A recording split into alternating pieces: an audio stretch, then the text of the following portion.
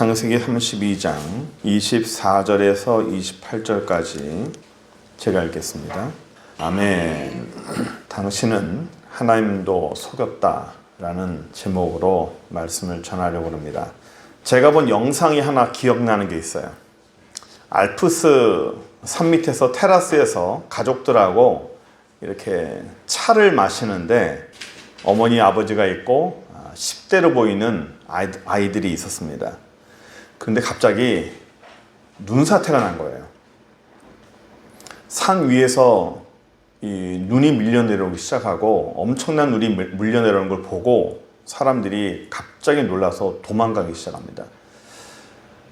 꽝 소리와 함께 갑자기 이 눈사태가 들이닥치니까 눈구름이 덮쳐버렸어요.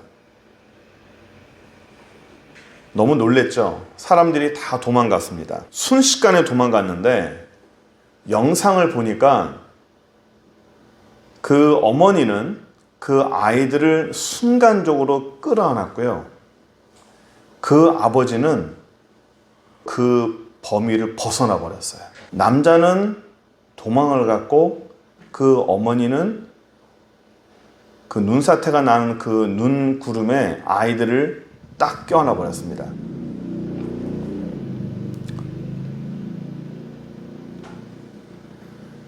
그 영상을 보면서 이해가 되지 않았어요. 나중 영상에 그 아버지가 뻘쭘한 모습으로 다시 그 자리에 나타납니다. 저 아버지는 도대체 뭐 하는 사람인가? 아이들의 부모라면 위험한 상황에 왔을 때 아이들을 순간적으로 보호하는 것이 부모입니다. 그런데 그 아버지 같은 사람은 그 자리를 신속하게 도망을 갔어요. 그래서 저는 그렇게 생각했어요. 친아버지가 아닌 모양이다. 내 피가 흐르는 그 자식을 위해서는 죽어줄 수 있는 것이 부모라고 그랬죠. 피를 준 자는 피를 받은 자를 위해서 죽어줄 수가 있어요. 그래서 예수님의 피를 바른 우리도 예수님께서 우리를 위해서 죽어줄 수 있는 거예요. 피를 준 자는 피를 받은 자를 위해 아무것도 아깝지 않습니다. 우리에게 피를 주신 예수님은 아무것도 아깝지 않아요. 근데 내 피를 받은 자를 위해서 내가 죽어줄게. 내가 너를 위해서 내가 뭐든지 해줄게 라는 것이 기본적인 상식이고 우리의 본성입니다. 그런데 반대로 내가 살아야겠으니까 내 자식된 너희들이 나를 대신해서 좀 죽어다오 라고 하는 사람이 있어요. 아까 제가 영상에 잠깐 봤던 그 도망간 아버지처럼 말도 안 되는 사람이 성경에 있습니다. 그게 누구냐면 야곱이에요. 오늘 우리가 야곱을 보려고 해요. 야복강가에서 나를 대신해서 가족들을 먼저 죽이려고 하는, 대신 나는 살아야겠다.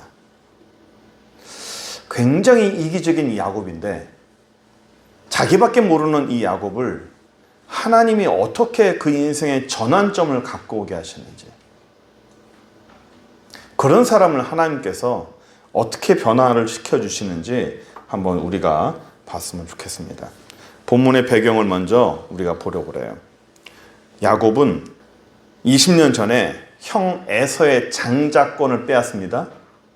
장자권만 빼앗는 것이 아니라 그 축복권도 빼앗아요. 그 가정, 그 집안의 기업을 그냥 통째로 뺏은 거예요. 속여서, 사기를 쳐서.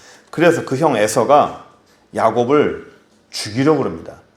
그러니까 내가 널 죽여버릴 거야 라고 하는 우리의 말로 그냥 쉽게 던지는 말이 아니라 실제로 야곱을 죽여버리려고 했어요. 그래서 야곱이 생명의 위협을 느끼고 도망을 갑니다. 외삼촌 라반의 집으로 도망을 가요. 거기서 20년을 삽니다. 20년을 도망자 생활을 하면서 거기서 결혼을 하고 아이를 낳고 많은 부를 이뤘어요. 그리고 이제 돌아옵니다. 자기의 본향, 고향으로 돌아오는 거예요. 고향으로 돌아오는데 뭐가 가장 걸리냐면 에서가 걸립니다. 한 번은 풀고 넘어가야 돼요. 한 번은 풀고 돼야 되고 한 번은 해결을 해야 되는 에서라는 큰 산입니다. 그 산을 만났는데 그 에서를 만나면서 하나님이 어떻게 과정을 보는지 우리가 좀 자세히 좀 봤으면 좋겠어요. 우리가 서도에 야곱이 굉장히 상당히 이기적이고 가족보다는 자기를 먼저 챙긴다고 그랬죠. 어떤 모습인지 잠깐 더 자세히 보겠습니다. 에서가 야곱이 돌아온다는 소식을 듣고 400명의 군사를 끌고 야곱을 맞으러 나갑니다. 환영하는 것이 아니라 야곱을 죽이려고 나가는 거예요. 그 소식을 듣고 야곱이 잔머리를 써요. 맨 앞에다가 선물을 잔뜩 보내줍니다. 그래서 용서를 구하기 위해서 만드는 거예요. 창세기 32장 7절 8절 볼까요? 야곱이 심히 두렵고 답답해서 자기와 함께한 동행자 양과 소와 낙태 두 떼로 나누고 이르되 에서가 와서 한 떼를 치면 남은 한 떼는 피하리라. 내 재산이 굉장히 많은데 이걸 둘로 나눠가지고 한쪽이 에서가 와서 죽여버리면 나머지 한쪽은 그때 도망가면 될 거야 라고 생각합니다. 선물도 준비를 하죠. 암염소가 200, 순염소 20, 암양이 200, 순양이 20, 젖나는 낙타 30, 그 새끼 암소가 40, 황소가 10, 암나귀가 20, 새끼 나귀가 10. 굉장히 많은 숫자예요. 엄청난 겁니다. 그러니까 야곱의 자기 재산을 그냥 거의 다 줬다고 해도 과언이 아닙니다. 그냥 전 재산을 다 준 거예요. 이 정도 되면 오늘날 재산을 좀 파악한다면 한 자산이 한 200억 정도 되고 있는 사람. 자기의 자산을 그냥 다 주는 거예요. 내 차도 가져가, 이 땅도 가져가, 이 집도 가져가, 내 기업도 가져가, 다 가져가. 다 줄게요. 날 용서해 주세요. 창세기 32장 20절 보시면 너희는 말하기를 주의 종 야곱이 우리 뒤에 있다 하나 이는 야곱이 말하기를 내가 내 앞에 보내는 예물로 형의 감정을 푼 후에 대면하면 형이 혹시나 나를 받아줄까. 나를 좀 받아주고 나를 용서해주면 좋겠다라는 이런 마음으로 주는 거예요. 여기까지는 그럴 수 있어요. 여기까지는 자기가 잘못했으니까 옛날에 용서를 구하기 위해서 이렇게 주는 게 당연합니다. 그럴 수 있어요. 그런데 그 다음 절을 보면 좀 우리를 화나게 하는 본문이 있어요. 32장 22절. 밤에 일어나 두 아내와 두 여종과 11 아들을 인도해서 야복나루를 건널세 그들을 인도하여 시내를 건너가게 하며 그의 소유도 건너가게 하고 야곱은 홀로 남았어요.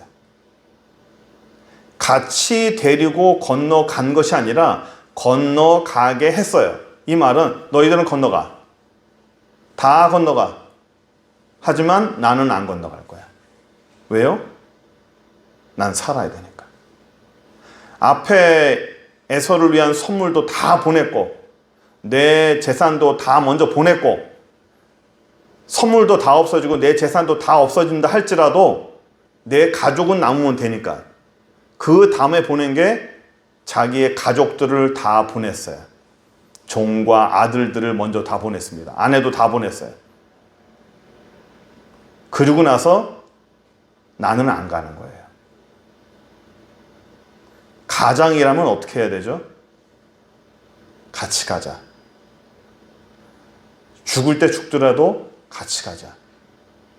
너희들이 죽으면 나도 죽는다.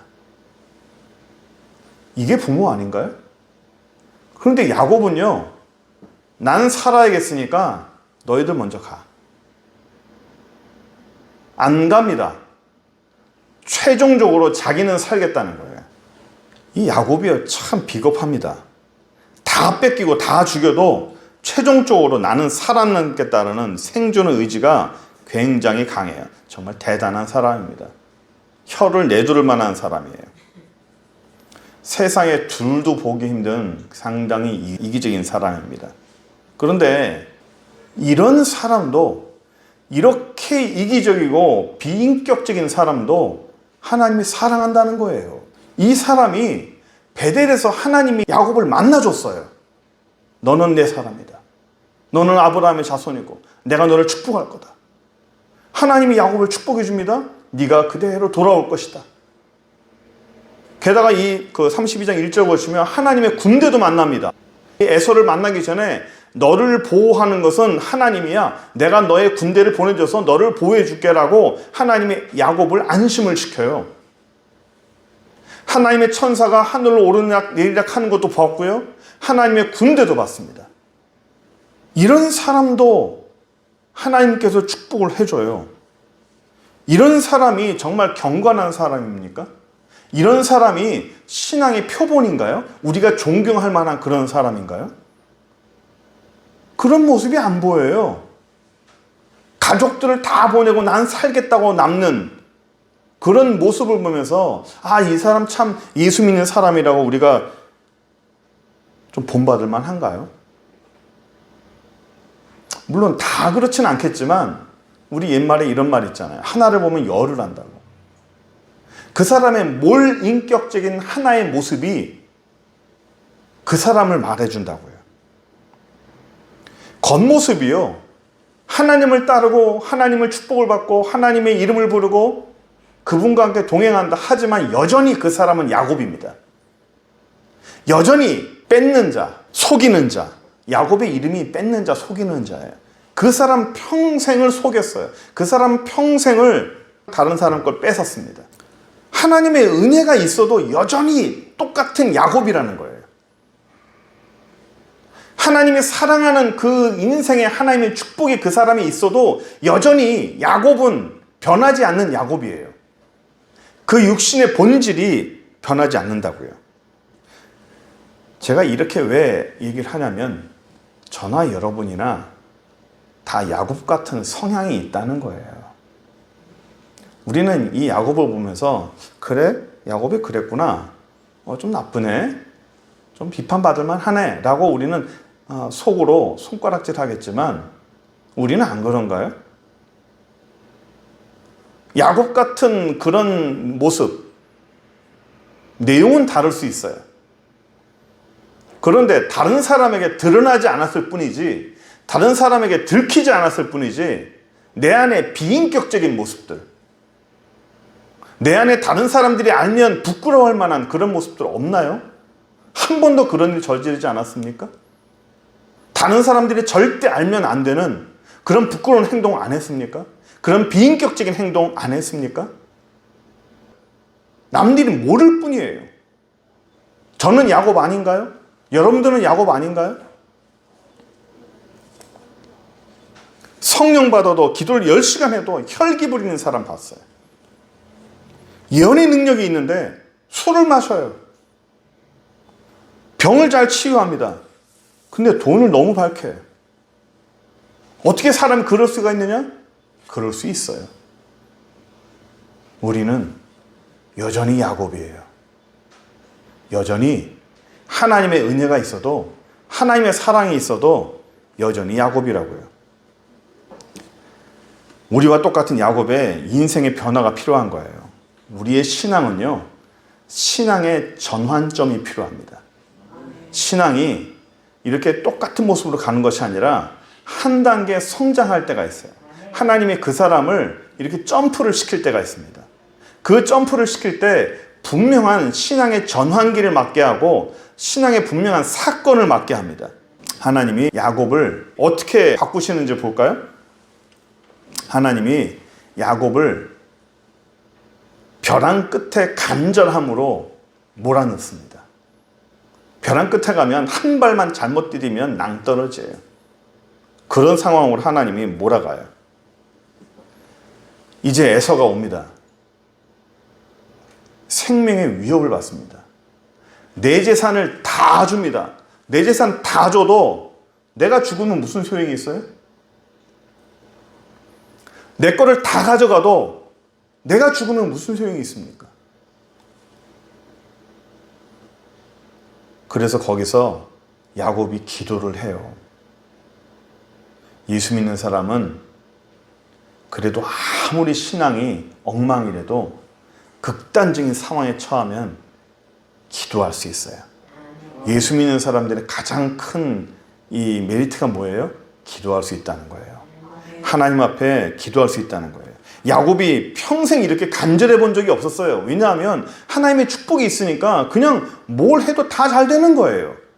손만 대면 다 잘 되는 거야. 그러니까 나는 축복의 사람이야. 나는 하나님이 은혜를 준 사람이야. 그러니까 자신감이 있어요. 당당해요. 자존감이 높아요. 왜? 손만 대면 다 잘 되니까. 그러니까 자기 스스로에 대해서 자존감이 높아지고 무언가 교만해져 가는 거예요. 한 번도 간절해 본 적이 없었어요. 위기의 순간이 왔어도 잘 헤쳐나갔고 잘 극복해 나갔어요. 그런데 에서라는 복병을 만났어요. 이런 어려움이 없었어요. 지금까지 어려움이 있었어도 이 정도의 어려움이 아니었어요. 내 생명의 위협을 받는 그 정도의 어려움이 아니었습니다. 이런 생명의 위협, 벼랑 끝에 딱 서니까 야곱이 이제는 간절해진 거예요. 하나님 앞에 기도를 하되 간절한 기도를 하기 시작한 거예요. 애절한 기도를 하기 시작한 겁니다. 하나님 앞에 간절하냐 간절하지 않느냐는 목소리가 크냐 안 크냐, 기도를 더 세게 하냐 안 하냐, 그게 아니에요. 하나님 앞에 간절한 그런 상황은 정말 하나님 아니면 안 되는구나. 내가 다른 거 다 해도 다른 거 아무 소용없고 하나님 아니면 진짜 안 된다라고 하는, 오직 하나님 외에는 안 된다라고 하는 그것을 깨달을 때 그게 진짜 간절함이 되는 거예요. 얼마나 하나님이 아니면 안 되느냐. 그전에는 굳이 하나님이 꼭 안 도와주셔도, 물론 하나님이 도와주셨지만 정말 절실하지 않았어요. 정말 절절하지 않았습니다. 왜? 다 잘 되니까. 모든 것이 다 내 생각대로 되니까. 그런데 하나님은요, 하나님의 사람을 절대로 그렇게 안 만들어요. 네가 손만 대면 다 잘 돼? 네가 다 잘 되는 것 같아? 하나님의 사람은 하나님을 전적으로 의지하는 걸 원해요. 목사님, 저도 간절하게 기도하는데요. 내가 어려운 일 앞에 애타게 기도합니다. 맞아요. 애타게 기도하죠. 간절하게 기도합니다. 내가 정말 간절하게 기도하는지, 하나님 앞에 정말 애절한지 아닌지를 구분하는 근거가 하나 있어요. 그게 뭔지 아십니까? 내가 하나님 앞에 얼마나 간절한지를 나타내는 표징이 하나 있어요. 눈물입니다. 회개를 경한 눈물입니다. 간절하죠. 기도 간절하게 합니다. 하나님 도와달라고. 이 문제를 해결해 달라고.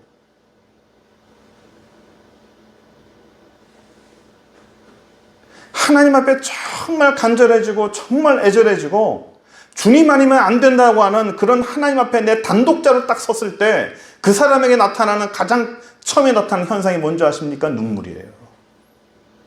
하나님은 그 사람에게 눈물을 먼저 줘요. 회개를 먼저 줘요. 왜 회개를 주고 눈물을 주는지 아십니까? 내 입술의 고백, 내 삶의 모든 것들 다 소용없다는 걸 아는 거예요. 내가 너무 나를 믿고 살아왔습니다. 하나님이 아니라 나를 믿고 살아왔습니다.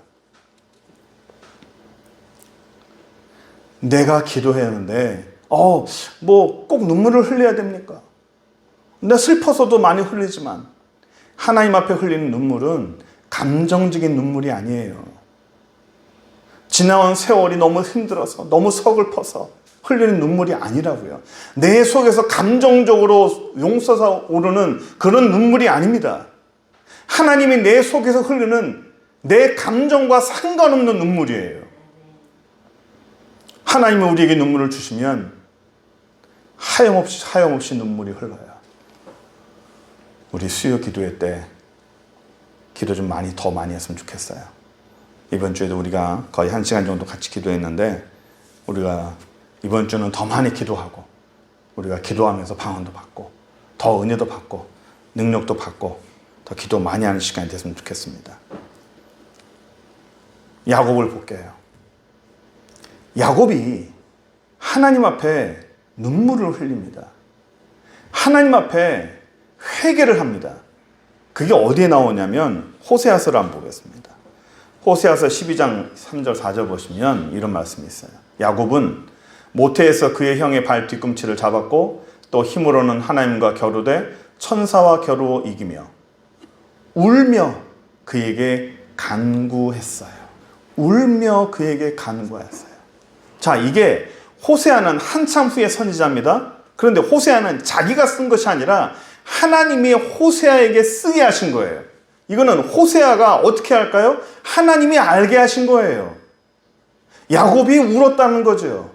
그걸 호세아가 적은 겁니다. 울면서 하나님께 간구했다는 거예요. 하나님이라는 걸 알았어요. 씨름했던 그 하나님이 하나님이라는 걸 알았습니다. 통곡하고 울기 시작합니다.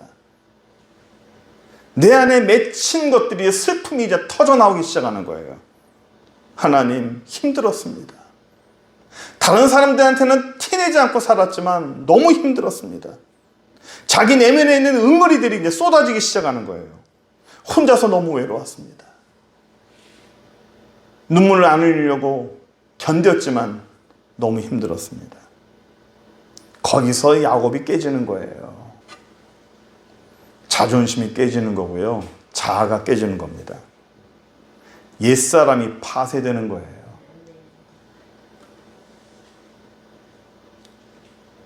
저도 이런 야곱과 같은 이런 일이 있어요. 야곱이 하나님과 씨름을 했다. 뭐 하려고 씨름했을까? 그냥 뭐 하나님이 그걸 씨름했다라고 해서 성경의 그림에는 야곱과 하나님이 이렇게 씨름하는 모습도 보여요. 어느 날 기도하는데 저도 막다른 골목에 막다른 절벽 앞에 섰을 때 주님 앞에 간절히 기도하는데 분명히 눈 감고 엎드리고 있었는데 제 앞에 하나님이 나타났어요. 주님이라는 걸 알았어요. 발은 안 보이고 발을 덮는 이 발에 끌리는 그런 하얀 옷을 입고 제 앞에 딱 서셨어요. 주님이시구나. 주님이시구나. 통곡을 했습니다. 왜 이제 오셨습니까? 살려주십시오. 한참을 울다가 제 앞에서 그냥 가시는 거예요. 옆으로 삥 돌더니 가시는 거예요. 가면 안 되죠. 그냥 가시면 안 되죠. 어떻게 했을까요? 붙잡았어요. 물론 저는 기도하고 있었어요. 제 영이 주님을 붙잡았어요. 주님은 그냥 가시려고 그러고 저는 못 가게 붙잡고 주님은 계속 가시려고 그러고 저는 못 가게 꽉 붙잡는 거예요. 뭐 하고 있었을까요? 씨름하고 있었어요. 안 됩니다. 그냥 가시면 안 됩니다. 해결해 주시고 가십시오. 축복해 주고 가십시오. 그냥 가시면 어떡합니까? 진짜 한동안 씨름했습니다. 그때 저는 알았어요. 이거구나. 씨름한다는 것이 기도한다는 것이구나. 그때 야곱은 내가 너를 축복하고 너를 이스라엘이라 축복하지만 하나님은 저에게 다른 말씀하셨어요. 그냥 가시면서 위에서 저를 내려다보시면서 한 말씀 하시기를 시간이 필요하다. 시간이 필요하다. 그 말씀 하시고 가셨어요. 이걸 해결해 주고 가십시오라고 했지만 하나님은 시간이라는 게 필요해야 된다. 지나가야 된다는 거죠. 야곱과 하나님과의 씨름은 단순히 그냥 운동 경기하는 게 아닙니다. 성경에서 씨름했다는 것은 하나님 해결해 주십시오. 하나님은 그냥 가시려고 하는 것을 붙잡는 거예요. 해결해 달라고 한 야곱의 간절함입니다. 누가 이겼죠? 야곱이 이겼어요. 25절 보시면 자기가 이기지 못함을 보고 라고 되어 있어요. 그가 이르되 네 이름을 다시는 야곱이라 부를 것이 아니요 이스라엘이라 부를 것이니 이는 네가 하나님과 및 사람들과 겨루어 이겼습니다. 야곱과 싸워서 야곱이 이겼다는 거예요. 그런데 여러분 생각해 보십시오. 하나님하고 사람하고 싸워서 누가 이깁니까? 누가 이길 수 있죠? 사람이 이길 수 있습니까? 사람이 못 이겨요. 근데 뭐죠 이거는? 왜 못 이기는 걸 보고 네가 이겼다라고 하나님이 선포하셨을까요? 전 이걸 보고 물론 다른 어떤 해석이나 주석에는 다른 말씀이 있어요. 그런데 제가 알길 원하는 거예요. 제가 깨닫길 원하는 거예요. 하나님 이게 무슨 말씀입니까? 이게 뭡니까?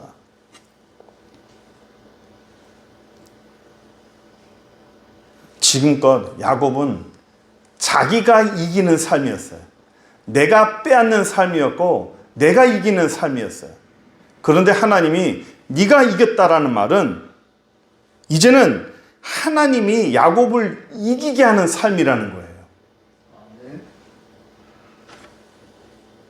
이해되십니까? 야곱이 말은 같아요. 야곱이 이겼다와 하나님이 야곱을 이기게 하셨다와는 다릅니다. 네가 이겼다라고 선포하는 것은 하나님이 야곱을 이기게 하셨다는 거예요. 이 말은 하나님을 통해서 야곱이 이긴 거예요. 하나님을 통해서 야곱이 일어난 거라고요. 그러니까 하나님이 우리도 이기게 하시는 것은 하나님을 통해서 우리가 이기게 하는 거예요. 그래서 사람을 이겼다는 것도, 사람들과 겨루 이겼다는 것도 에서를 말하는 겁니다. 에서도 이긴다는 거예요. 내가 너를 이기게 하니까 에서도 이길 거야. 에서한테 네가 지지 않아. 네가 죽지 않아. 너는 이길 거야 라고 하는 거예요. 그러니까 이 말씀은 하나님이 우리에게도 주시는 거예요. 하나님이 저와 여러분들을 이기게 하시면 우리가 사람들도 이기는 거예요. 우리는 세상에서 자꾸만 이기려고 그러잖아요. 내가 지면 안 돼. 저 사람들한테 지면 안 돼. 지면은 계속 밀려. 한번 밟히면 계속 밟혀. 그러니까 절대로 약한 모습 보이면 안 돼. 눈물도 보이면 안 되고 절대로 강한 모습을 지켜야 되라고 우리는 막 뻣뻣하게 살아있잖아요. 그런데 하나님은 네가 이기려고 하지 마. 왜 네가 이기려고 그래? 지금까지 네가 이기려고 그랬니? 하나님이 너를 이기게 해라. 하나님이 너를 이기게 해라. 요한일서 5장 4절 5절. 제가 참 좋아하는 말씀입니다. 무릇 하나님께로서 난 자마다 세상을 이기느니라. 세상을 이기는 승리는 이것이니 우리의 믿음이니라. 하나님께로서 난 자마다 세상을 이겨요. 내가 이기는 게 아니라 하나님께로 난 자가 세상을 이겨요. 세상을 이기는 이김은 옛날에 이김이라 그래서 승리는 이것이니 우리의 믿음이다. 우리의 믿음이 세상을 이겨요. 하나님이 나를 이기게 해요. 그럼 하나만 더 볼게요. 왜 하나님이 야곱을 만나고 하나님을 씨름하고 왜 이런 과정을 거칠까요?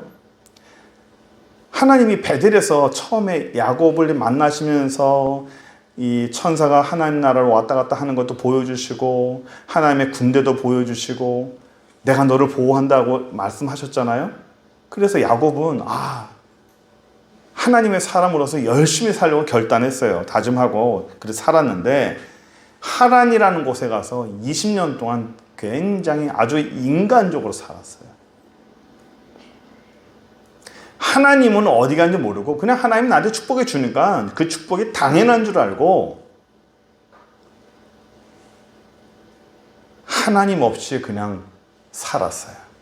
하나님의 사람으로 살겠다고 했지만 자기 스스로 자기를 속이고 하나님을 속인 거예요.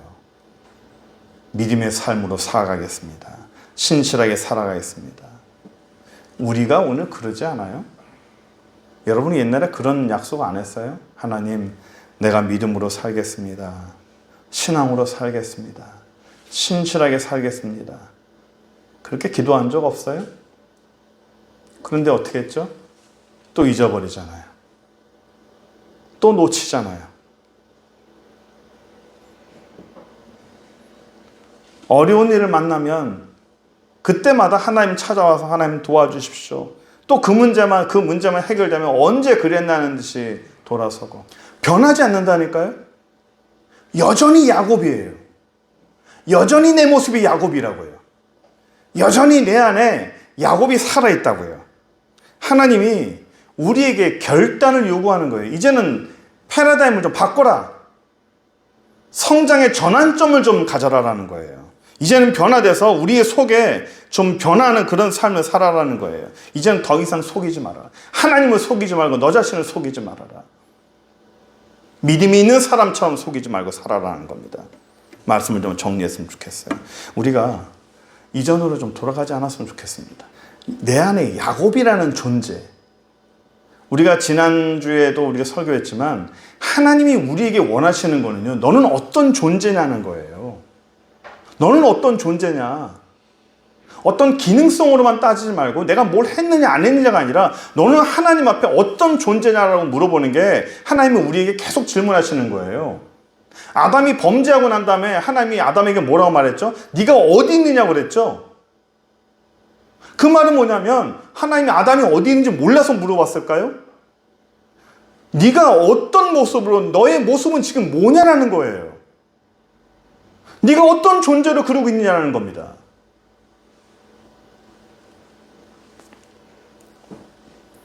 야곱은 이제는 이 야복강가라는 굉장히 중요한 이 사건이에요. 야곱의 인생의 분기점이 되는 사건입니다. 이 사건을 기점으로 해가지고 야곱이 진짜로 변해요.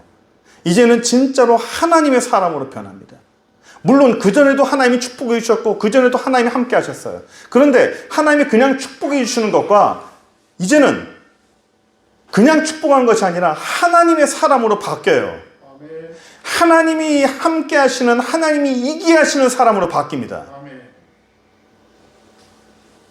우리의 패러다임이 좀 바뀌어야 되고 인생의 전환점이 좀 돼야 돼요. 내 안에 결단이 돼야 되고 하나님의 은혜가 있으면 우리 안에 눈물도 있어야 돼요. 하나님 앞에 회개도 있어야 돼요. 우리가 기도에 오셔서 같이 기도하시고 눈물도 흘리시고 하나님이 만져주시는 내 안에 부셔지는 야곱이 있길 바라요. 또 하나 보겠습니다. 하나님이 나를 이기게 하는 삶이에요. 내가 이기는 것이 아니에요. 하나님이 나를 이기게 하셔야 돼요. 세상을 이김은 이것이니 우리의 믿음이니라. 믿음의 삶 되길 바라고요. 그리고 하나님 앞에 순종하고 섬기겠다고 하는 우리의 다짐들, 기도들